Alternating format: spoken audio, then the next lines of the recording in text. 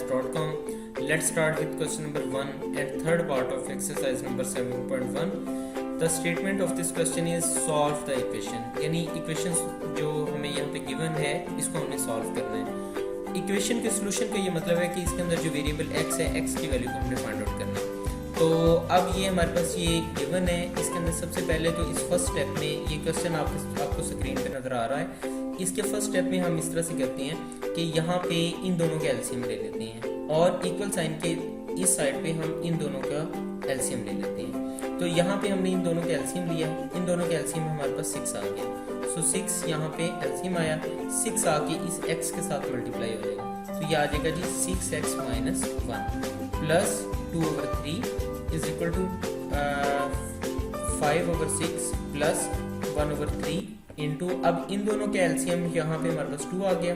ये 1 नहीं आया और 2 आके इस 3x से मल्टीप्लाई हो जाएगा तो ये -6x आ गया. सो ये 1 - 6x/2 आ गया.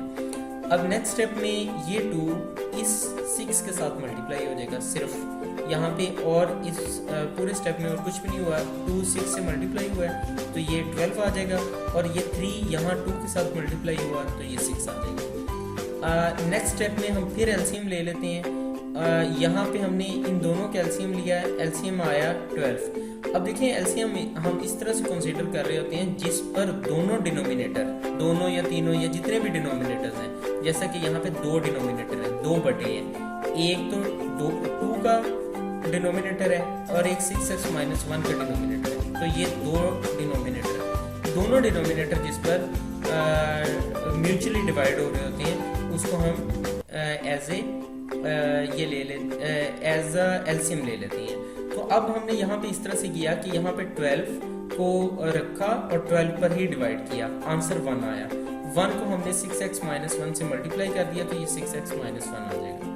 उसके बाद हमने 12 को ऊपर रखा, 3 पर डिवाइड किया तो इसका आंसर 4 आ गया. 4 को हमने 2 से मल्टीप्लाई किया तो ये हमारे पास 8 आ जाएगा. इसके बाद इन दोनों में भी हमने यहाँ पे 6 को एलसीएम ले लिया. 6 यहाँ पे एलसीएम आ गया और ये हमारे पास यहाँ पे ये 5 प्लस 1 - 6 यानी बेसिकली दोनों के एलसीएम 6 आया. अब क्योंकि दोनों का डिनोमिनेटर सेम है इसलिए डिनोमिनेटर पे कोई फर्क नहीं पड़ेगा. तो ये हमारे पास 5 प्लस 1 - 6 इसी तरह से 1 - 6x आ जाएगा. अब ये हमारे पास 5 + 1 = 6 - 6x/6. इन दोनों में से हम 6 को कॉमन ले सकते हैं. तो 6 को कॉमन ले लिया तो ये हमारे पास अंदर जो बाकी बचेगा ब्रैकेट के अंदर ये 1 - x/6. 6 के साथ कैंसिल आउट हो गया तो फाइनली हमारे पास यहाँ पे 1 - x आ गया. अब क्वेश्चन की इस पार्ट की तरफ चलते हैं. इसके अंदर यहाँ पे हमने इन दोनों के एलसीएम जो है 12 ले लिया. 12 को 12 पे डिवाइड किया तो आंसर 1 आया. 1 को इस 6x - 1 से मल्टीप्लाई करेंगे तो 6x - 1 ही आएगा. फिर 12 को हमने 3 पे डिवाइड किया तो आंसर 4 आया. 4 को इस 2 से मल्टीप्लाई किया तो ये 8 आ गया. अब ये 6x - 1 plus 8 -1 plus 8 is equal two plus 7 आ जाएगा. सो 6x + 7/12. ये 6x + 7/12 यहाँ पे इसी तरह से आ गया. अब ये 12 यहाँ पे डिवाइड हो रहा है. ये इक्वल साइन की इस साइड पर जाएगा तो ये यहाँ पे 1 - x के साथ मल्टीप्लाई हो जाएगा.